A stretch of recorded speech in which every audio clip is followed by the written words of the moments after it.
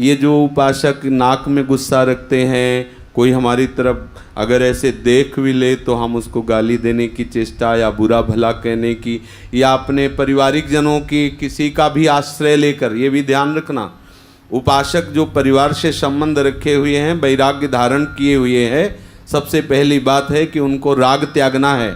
नहीं तो वैराग का एक नाटक केवल है, कुछ नहीं वैराग्य, वो थोथा है।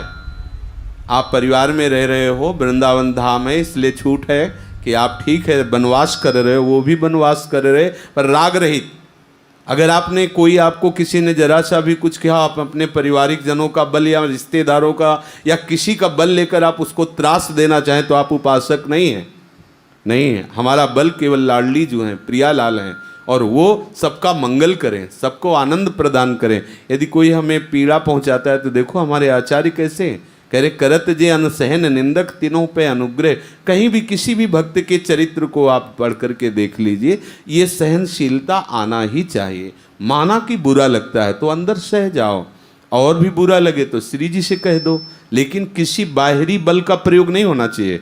बाहरी बल का यही प्रयोग है कि हमारा बड़ा वैभव, बड़े लोग हैं, हम पिटवा देंगे तुमको अगर हमारी तरफ तिरछा हेरेगे, तो फिर उतना ही रह गया, प्यारे जू का बल नहीं जागृत होगा। अगर आप ऐसा कि हमारे परिवार में हैं, हम फ़ोन करके उनको बुला लेंगे, फिर आपको ऐसा, वो ये सब संसारिकता है। कैसी निष्ठा होनी चाहिए उपासक की। कह रहे हैं यदि कोई हमारी गर्दन भी उतार ले, बहुत बड़ी बात है। यद्यपि ये सहन करना बहुत, उद्धव जी ने पूछा है कि प्रभु इन दुष्टों के द्वारा किया हुआ ऐसा प्रतिकूल व्यवहार कैसे सहन करना पड़े, बहुत कष्टप्रद लगता है। तब तितिक्षु ब्राह्मण की कथा आगे के अध्याय में सुनाई है। इसलिए देखो यहाँ भी भक्त चरित्र में हमको उपदेश मिल रहा है कि अगर ये होगा जीवन में, बहुत ऐसे लोग होते हैं, बड़े विचित्र विचित्र रूप धर के प्रभु आते हैं, बेमतलब टक्कर मारते हैं। बिहारी जी में खड़े थे, दर्शन कर रहे थे, वो एक महानुभाव आए और ऐसे, अब तो वहाँ दर्शन ऐसे कर रहे हैं, ऐसा मारा कि कमंडल झोला सब गिर गया। मतलब मस्ती में होंगे, बिहारी जी उनको मस्ती दिए होंगे इस तरह की। जब गिर गए तो हम झोला वोला उठाए ऊपर, हमसे कहा कि धक्का मारता है। अब वहाँ बोले तो क्या बोले, सामने साहब खड़े हैं तो उनके बस ऐसे दर्शन, फिर उन्होंने ऐसे मारा और कहा धक्का मारता है, और तो बिहारी जी की तरफ देखे, कहा आपकी लीला है आपका।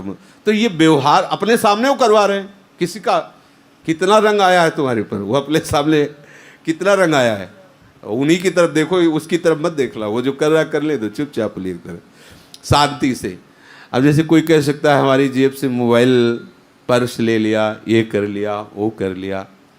देखो हम आपको सही बताएं, आपके ऊपर कृपा ही हो रही, ये बात सबको पचेगी नहीं कि हमारी पर्स कट जाना कोई कृपा होती है। हाँ, बड़ा अमंगल नष्ट हो गया। हम जानबूझ के ऐसा ना करें कि हम किसी की पर्स काटें, उसका अमंगल दूर कर रहे हैं, ऐसी भावना न करें। पर अगर कोई हमारे साथ ऐसा करता है, बिहारी जी या राधा वल्लभ जी, कहीं भी भगवत धामों में भगवत दर्शन में ही होता है, क्योंकि हम उनसे आंख मिलाए, तो उनके सखा लोग है ना, इशारा कर दिया इसकी जेब काट दो, इसके पर्स हटा दो, तो कोई न कोई अपराध वृत्ति का नाश कर रहे, कोई न कोई ऐसा पाप जो हमें नष्ट करने वाला है। अमंगल नहीं हो सकता। मंगल भवन को हम देख रहे थे, हमारा मोबाइल चला गया, हमारी पर्स चली गई, हमारी सोने की जंजीर चली गई, ये कैसे अमंगल? अमंगल नहीं, उसके जाने में कोई महामंगल छिपा हुआ है, पक्का माना ना। ये उन्हीं के पार्षद हैं, कोई और नहीं है। ये कहते हैं हम फंसा रहे अपने में, तुम लगो।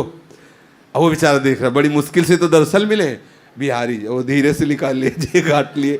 अब यहाँ होता है यार, बिहारी जी के दर्शन में हमारी चैन कट गई, अरे वो बेचैन कट गई, अब चैन जुड़ी है, अब चैन की जिंदगी होगी, उसका प्रतिकूल भाव न सोचे।